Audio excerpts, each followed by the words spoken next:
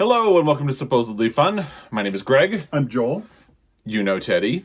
We are here to do our December wrap-up in lieu of a Friday Reads video. We've been enjoying the holidays, haven't we? We have. Our first Christmas with Teddy. Yay. And he has been a very good boy and enjoyed lots of treats and presents. He's met so many new people. He has, and he's been very friendly and lovable with every single one of them. We even had a dog over on Christmas Eve who is very excitable, and he did really well with that, too. He was very patient. You did. You were very patient. He's a good boy. Yeah. Yeah. So how was your reading month for December? It was pretty good. I did a lot of little Christmas stories and some fun ones that you have turned me on to. So I had a little mix of a lot of things. Yeah. It was a good close to the year. I didn't accomplish everything that I wanted to get done, but I also had kind of given myself some leeway to just kind of let some things slide into 2024, and that has worked pretty well. So I read 9 books in December. 7 books. 7 books.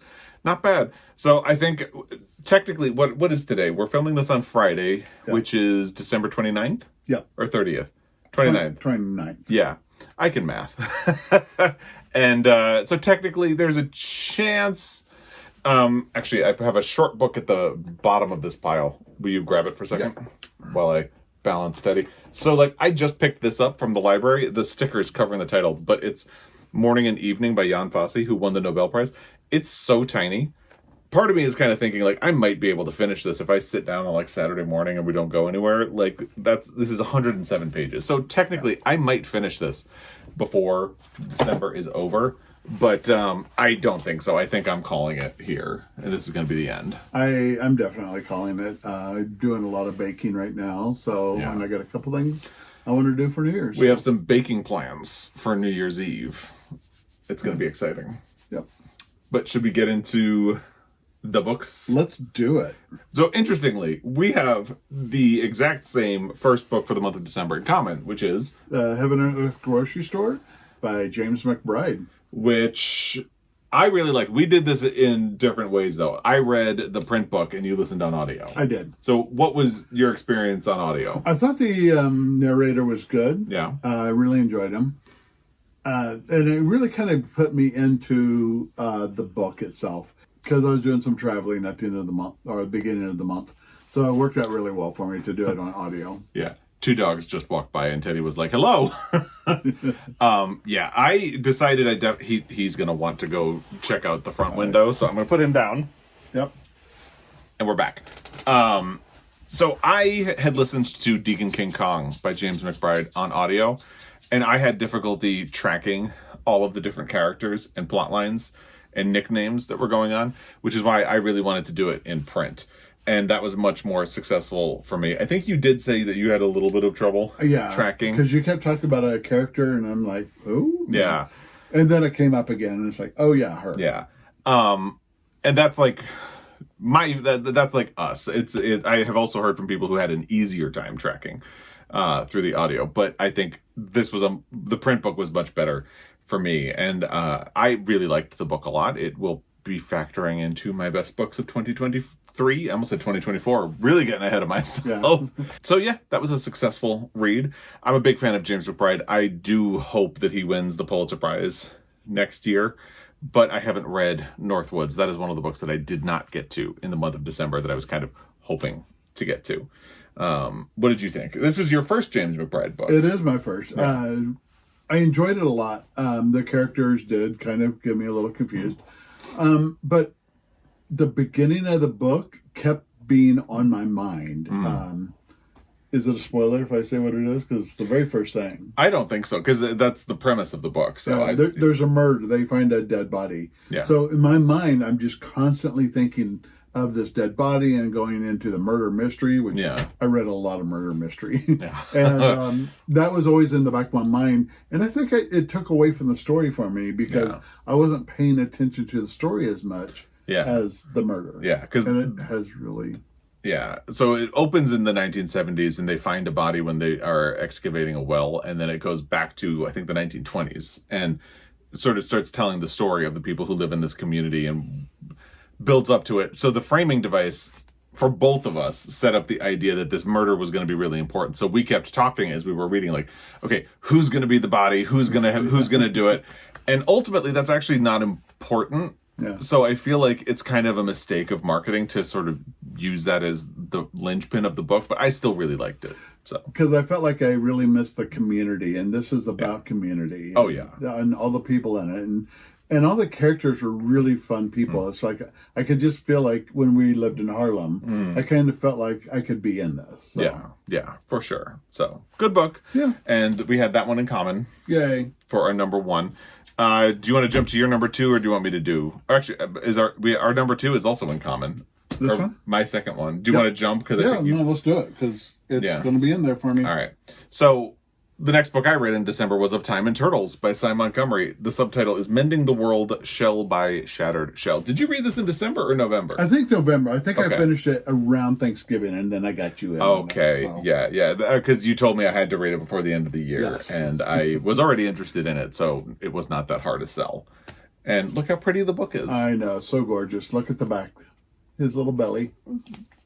It's really cute. Yeah. I absolutely adore Cy Montgomery. I love her voice. I love her experience and how she really, her passion on talking about animals. Yeah. Because I think I do, and I think you do too, have that same kind of passion. Yeah. Me for a lot more animals than you. Yeah, like I'm not into spiders or when lizards. When she talked about a spider, I just thought it was adorable. Yeah, I was like, no. But her voice is great. What did you think? I loved it. And spoiler alert again, this is going to be in my best of 2024, but we're separating fiction and nonfiction this year. So a different list from the Heaven and Earth grocery store. But yeah, I think it's a fantastic book. So the premise is she actually started the conversation with a turtle rescue in 2019 and agreed to come on as an intern to learn about them and the turtles and how they live and operate. And then the pandemic happened. So she spent the early part of the pandemic working with this Turtle Rescue League and getting to know the turtles and the people who care for them, and fascinating people, by the way. And it just ends up being a really beautiful story. You know, I have struggled to deal with pandemic books. Tom Lake got around it because that book really only uses the pandemic as an excuse to have the family all in one place. And this felt restorative and hopeful in ways that it's because it kind of prepared me for 2024, and that has been beautiful. So I loved it. I really enjoyed it too. The anatomy of a turtle is super fascinating. Yes. And just how they can get hurt and how they can heal themselves. Yeah. It's just it's and her passion in there gets my passion going, and I just thought it was such a beautiful book. Yeah. So the physical book is beautiful. It also has photos of a lot of the turtles and the people involved, but the audio is incredible because Cy Montgomery reads it, and she really does an incredible job. And spoiler alert, I think I definitely have 2 more Cy Montgomery books in the month of December. Do you as well? One was last month, one was this month. Yeah. So he has 1, I have 2 coming up. So clearly we are fans of Cy Montgomery. If you've read the book, or if you're going to read the book, I love the storyline of Fire Chief. Yeah. So you got to get into the book to know who Fire Chief is. Yeah, because it is also, like, it's sad. The motto of the Rescue League is we never give up on a turtle, but sometimes they do lose turtles. So there are elements that are sad, but when they happen, Cy Montgomery does really beautiful reflection on like life and healing and time in ways that, again, feel restorative to me. So she mended my shattered shell. Yeah. I think so. All right, so those were my first 2, and they kind of lined up with things that you had read. Do you want to go next? My next one was the 12 Days of Christmas by N.R. Walker. It's one of my male-for-male romance. It was a short little thing. N.R. Walker is good, by the way. They are. It was basically 12 chapters, the 12 Days of Christmas, and very predictable for me. But it was really cute how the progression goes along. One man is doing 12 Christmas gifts for his partner, and it's kind of beautiful how it kind of came together, and it's sweet. And that just gave me an idea for next Christmas. I know. Yeah. It sounds cute. Yeah. It was. Yeah. And I love that you leaned into Christmas. I did. In December. It's the time to do it. So, yeah. It's fun when you read these things under a big Christmas tree. Yeah. Which we have. Yeah. A very big Christmas tree. What you have next? So my next one was actually one of the other Cy Montgomerys. It was How to Be a Good Creature, a memoir in 13 animals by Cy Montgomery. And we don't have a copy of that because... Funny story. I swear we do. So when we were at Montana Book Company 2 weekends ago... Yeah, it was a Saturday. Yeah. So it was like a build up to Christmas. So we popped over and we stopped in and... we were looking around and shopping, and we actually took a copy of The Soul of an Octopus, which is on the shelf back there. And they had How to Be a Good Creature. So I left them on the shelf and went to talk to you like, we just read these books. Do we want to get copies of them? Yes. We said, yes, let's just do it. So we walked back to the shelf, and we got there at the same time as an employee who reached down, picked up How to Be a Good Creature, and hand sold it to a customer for Christmas. But I would rather they have sold it to the person to give as a Christmas gift. So totally fine. We will keep an eye out for it, but that's why we don't have a copy of it. And I even told the woman, I go, I just finished this book, and it's super fascinating. We kind of helped hand sell it. Yeah. Because we were actually listening to it in the car on the drive over. Yeah. We weren't even done with it, and we knew we wanted a copy of it. Yeah. So it's kind of like a memoir in a way, but in vignettes. Every chapter is about an animal that helped shape Cy Montgomery's life and career. For instance, the first chapter is about Molly, the dog she had as a child.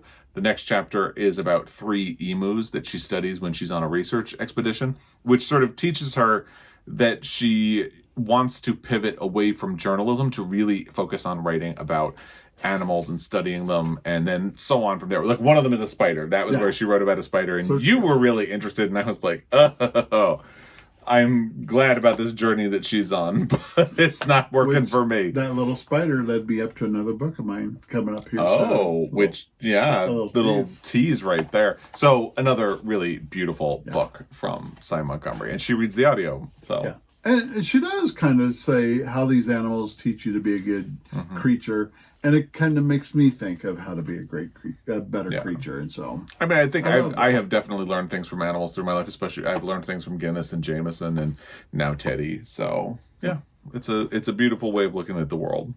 Cool. So that was my next one. All right. My next one was The Christmas Jigsaw Murder by Alexandria Benedict. And I read one of hers last year as a Christmas... It was another Christmas murder mystery. Yeah, it was a Christmas murder club.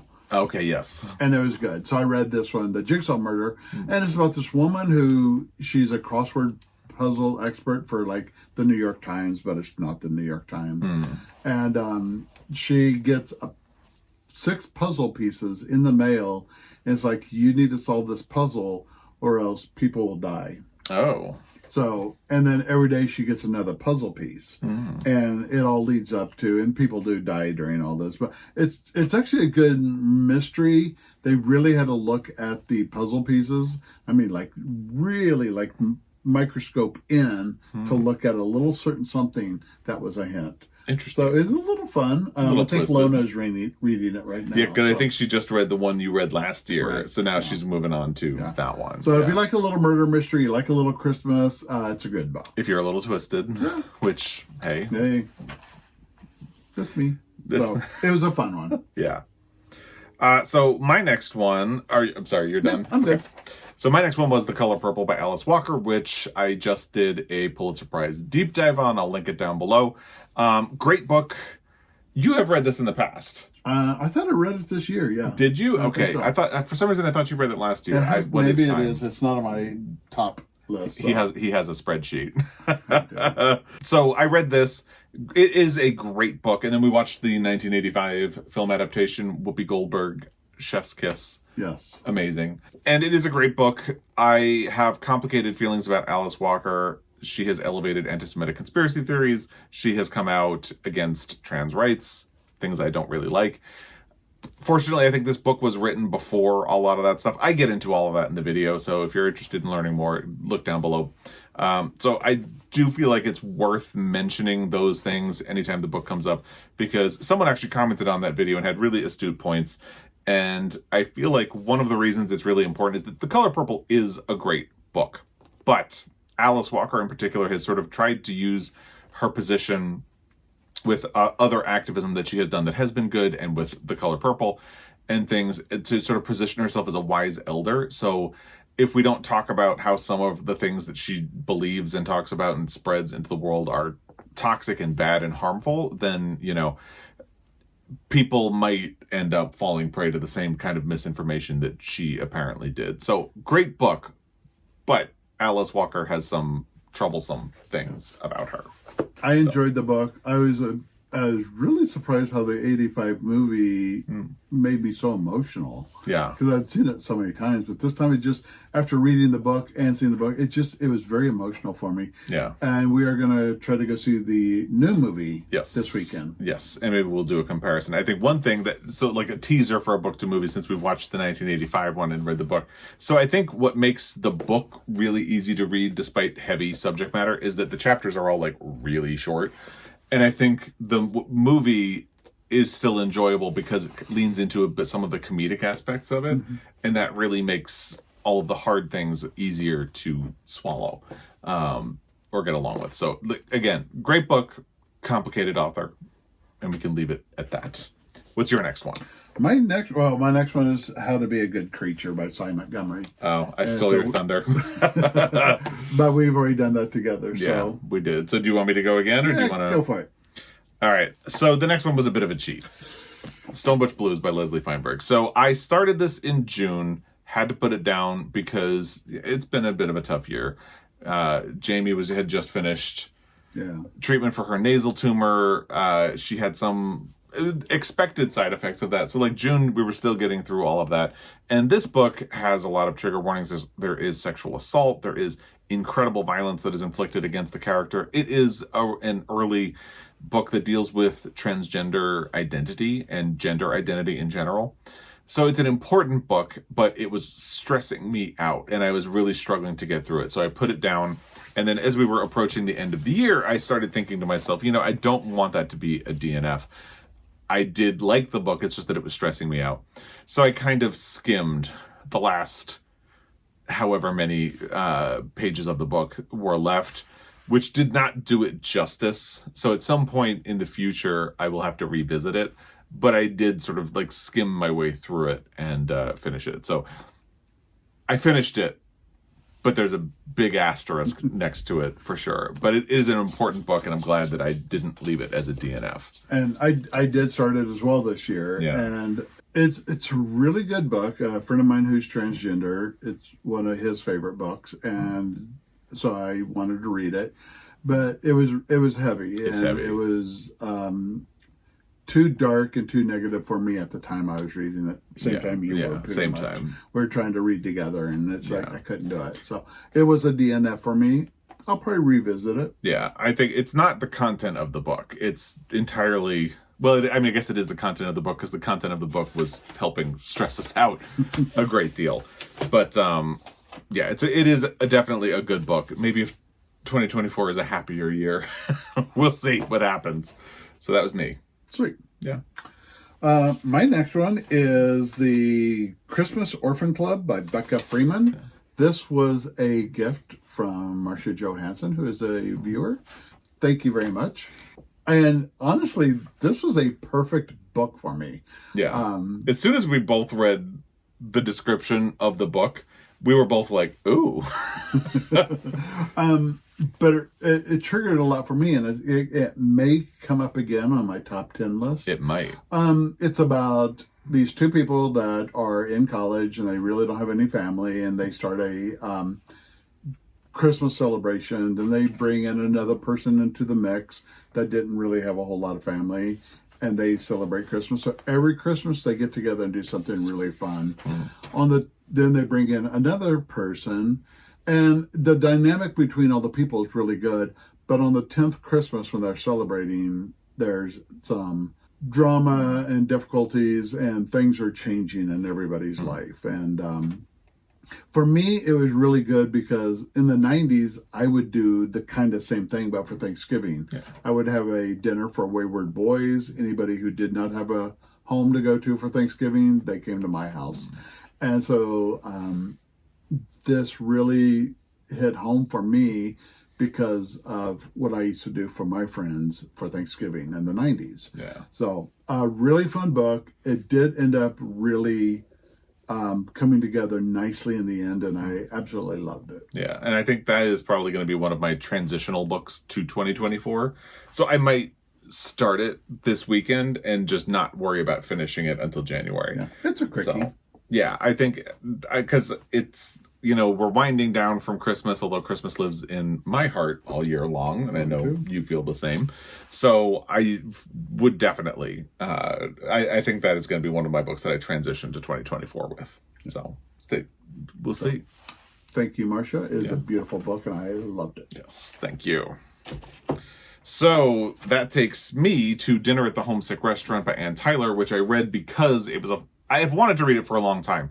When I was working at Borders in the late 2000s, that location was in Livingston, New Jersey. And I mentioned that because a bunch of times people will ask which one I worked at because they were in northern New Jersey at the time. I don't think anybody who asked has actually been in that area, but I worked at the Livingston Borders in the late 2000s. Anyway, this was on like a summer reading list for one of the local schools, and I've heard so many good things about it over the years, and I finally got around to reading it, and it was a finalist for the Pulitzer Prize the year that The Color Purple won, so there was sort of a connection to the Pulitzer Prize deep dive that I was going to do. I just used it as an excuse. I actually listened to it on audio, but I found this sort of vintage paperback at our local used bookstore, and I really loved this book. It's about a complicated family, which I love. So you have a mother whose husband leaves her and she's left with 3 children. She sort of struggles as a single parent, but the book is a little empathetic. It holds her to account for the bad things that she does with the kids, and the kids hold her to account as well. It also is very aware of how difficult it is to be a single mother and how she didn't really have a lot of support, but she's also a very complicated person. She's very prickly. She's hard to embrace in a lot of ways. And then you have your 3 kids who all react to their childhoods in very different ways, which is another thing I find very interesting. And it is perfectly suited to a lot of things that I find interesting in literature. I loved it. I really loved it. It's going to pop up on my top 10. I was just talking to you before we filmed this because we're getting ready to film our best books of 2023. And I can't decide where it's going to go because this is also the one that I've read most recently. Right. So I'm a little worried about a recency bias. So I'll figure that out before we actually film the video. And Teddy just came back with a bone. Oh, he brought a bone. Oh. He brought a bone for us. Because of how you explained it to me on especially the dynamic between the kids. Yeah. Reminds me a little bit of my family as well. So, and it's a restaurant. It's food. It's a restaurant. I'm going to probably do it the first week of January, transition into it. And that actually is like a beautiful, so one of the sons works at a restaurant. Eventually he inherits that restaurant, and he has this dream that he wants to do a restaurant that caters to the kind of food that you would get from home, which in 1982 was probably a novel idea because restaurants were doing like cuisine and fancy stuff. So he wanted to give you that sort of comfort food that you would get from home, and he wanted to call it the Homesick Restaurant because he wanted people to go in there and get the feeling of home, and which is a really beautiful sentiment for a restaurant. So I loved that as well. Yeah. Sweet.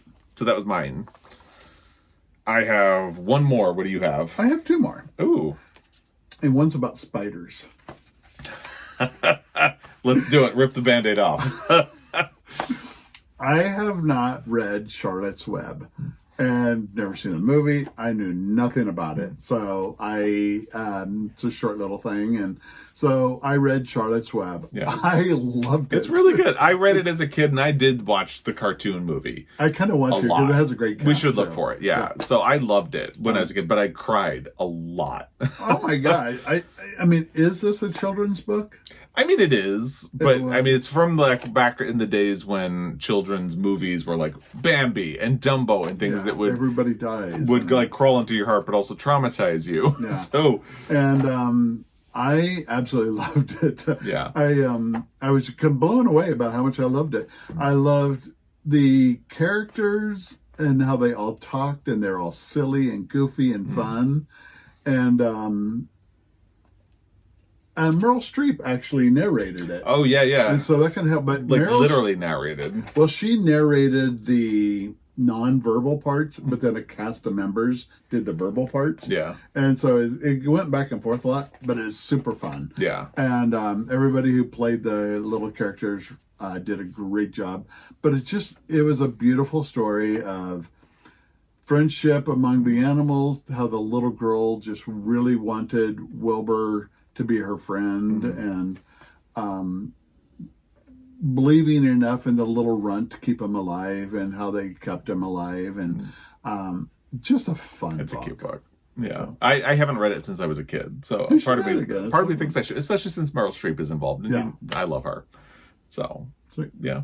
And I lied. I actually have 2 books. So apparently I failed when I wrote down all of my books on my list, because I have 2 books here and only 1 more on my list. But anyway, the next book that I read was The Words That Remain by Stenio Gardell, translated by Bruna Dantas Lobato. This won the National Book Award for translated fiction, and it is a very queer book. And I had noticed it on the list, but I hadn't really... I thought it sounded interesting, but it was really seeing the speeches that Stenio Gardell and Bruna Dantas Lobato gave at the National Book Awards ceremony that convinced me, like, I really need to read this book. So I recommended it to my library, and I have a bad history with that. Usually if I recommend a book for purchase at my local library, they don't purchase it, but I think the key words were National Book Award winner.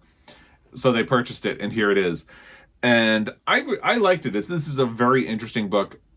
Basically, the premise is you have this man named Raimundo who had a childhood friend. As adolescents, they started having a sexual relationship with each other, and were very much in love, or at least they thought they were, because it's hard to say when people are that young. But basically, they are caught in a romantic moment by one of the fathers, and they are beaten and separated, and eventually Raimundo is forced out of the house, but he manages to get a letter from Cicero, who was his lover. And the thing is, Raimundo can't read. So he has a letter from Cicero that he can't read because he grew up poor in rural Brazil and had to leave school in order to help his father on the farm. And then his family ended up kicking him out, and he ended up just desperately sort of jumping from job to job and never really was able to go back to school. Now he's in his 70s. He still has this letter from Cicero, and he begins going to school to learn to read so he can finally read Cicero's letter. It's a beautiful book. I know, it's like devastating. Wow. The only thing that's difficult about it is that the way it's written is a little bit difficult to track a lot of the time. Like, it doesn't always distinguish between dialogue and thought, and sometimes Raimundo will be thinking about what he wants to say, but it sounds like dialogue, and then it'll be like that, and then it'll just, without even saying like, but that's not what I said, here's what I actually said, it'll kind of go back and he'll respond to whatever happened. It's a little confusing, and it can be a little bit stream of consciousness. So that's kind of the thing that kept it from being like one of my favorites, because it was a little difficult to wade through for that. I do wonder if an audio would be easier, but yeah, so I really liked it a lot. I think it was definitely worthy of a National Book Award for translated fiction, and I'm glad I read it. I'm glad my library agreed to purchase it, because hopefully that means more people will find it. But yeah, that bit about the way the dialogue and the thought of the character flowed was a little difficult to get through. But I really liked the book, and I'm glad I read it. So, have you found it anywhere on audio? It was not available anywhere on audio when I recommended that the library purchase it. I don't know if it has popped up anywhere. If you don't have to return it too soon, I'd like to read it. I believe I have more time. Okay, so cool. Yeah. Sweet. Cool. So did you have one more? I did. Okay. My last one was It Happened One Christmas by Chantel Gorton. It was sweet. It was a Christmas book. I really liked it. It was not a male-for-male romance novel, but a man and woman romance novel. How traditional. I know. It was very Hallmark. Yeah. It was really Hallmark, but it was actually super sweet. Yeah. And I enjoyed it. So, it was just a nice way to just get into the Christmas holidays and finish up. So. Yeah, I mean, we love a Hallmark Christmas movie anyway. Yeah. So it's kind of our vibe. Yep. Especially this time of year. Exactly. Yeah. So that was mine. So that was yours? I enjoyed my month. So. Yeah. So my last one is an interesting book. It's The English Understand Wool by Helen DeWitt. Interesting title. And what's really cool, so Ann Patchett talked about this on Parnassus's Instagram. She does a thing every Friday where she says, if you haven't read this, it's new to you. And on her book tour, she went into a bookstore, and she always loves finding out, because she owns a bookstore, what sidelines are selling, what books are selling. And one of the bookstores she went to said, we can't even keep this in stock. And she hadn't heard of it, so she purchased it and then read it on the plane. And when she landed, she was like, okay, we're definitely going to get this into the store. So this is an interesting project. It's from New Directions, which is a publisher, but it's a part of a project they call Storybook ND.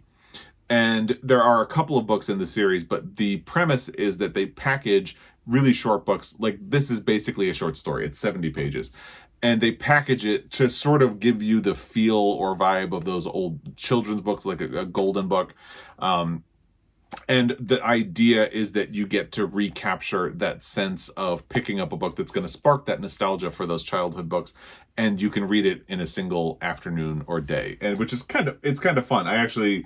They have one other one at my local library, so I requested it, and we'll see how it goes. I had never read a Helen DeWitt book before. She is famous for The Last Samurai, Lightning Rods, and Some Trick, which I've heard really good things about. The premise of this one, which, by the way, there are cakes all over the cover, which is kind of fun. That is, not going to lie, one of the things that kind of made this appealing to me. And the fact that you hear the title and you're like, I don't know what that means. So you have this girl who is 17, and her mother is this very prim, proper, extremely rich woman. They live in Marrakesh. And basically, her mother is sort of teaching her etiquette and ways of navigating the world in this incredibly privileged way. So, because they live in Marrakesh, they get out of town on Ramadan, during the month of Ramadan, because they don't want the servants to have to be waiting on them while they are fasting. And so there's a layer of that, but then they will go to Scotland because that's where you can get really great wool, but then they'll go to London to have a tailor put it together into a suit. So that's kind of the English, that's one of the mother's rules. It's like the English understand wool, but there are other garments that, like, she'll go to a Thai seamstress who is living in Paris. So there are all these sort of guidelines for life that she is learning from her mother. And then her life is sort of upended, and it turns into almost like a Yellow Face by R.F. Kuang thing about publishing, because the young girl starts writing a memoir. And I think to get into the things that happen in the second half of the story would kind of be spoilers, so I'm just going to say that her life gets upended and then publishing gets involved. It's a really interesting story. It got me more interested to read more by Helen DeWitt, and it got me more interested in other books that are part of this series, because it was fun. I just basically I read like the first 10 pages before bed last night, and then I sat down this morning while you had to work and finished it. So It was nice. So that's how I ended my December. Are you sure? No, God, you're right. I really failed. So I keep him on track. Yeah, he does. If you ever needed an illustration, that is it right there. I had another audio. I really failed when I put this list together spectacularly. The Hummingbird's Gift by Cy Montgomery. So that was the other Cy Montgomery that I finished it like an hour ago. And I completely forgot. Hang on, Teddy is here. And I read The Hummingbird's Gift last month, and it was just super great. He's back. Hi. It is. Hi. So I had read one short book by Cy Montgomery before, which was The Hawk's Way. And it was less successful for me, but I really liked The Hummingbird's Gift. And I think the difference is The Hummingbird's Gift is like a 2-hour audiobook, but it has a narrative. Like, there's a whole narrative arc. So, and the Hawk's Way is just, it feels like the intro to something, because she sort of starts learning about hawks and then it ends. Yeah. But Hummingbird's Gift, she goes and starts working with a woman who rescues hummingbirds. She talks a lot about hummingbirds, how fragile they are, but how sort of magnificent.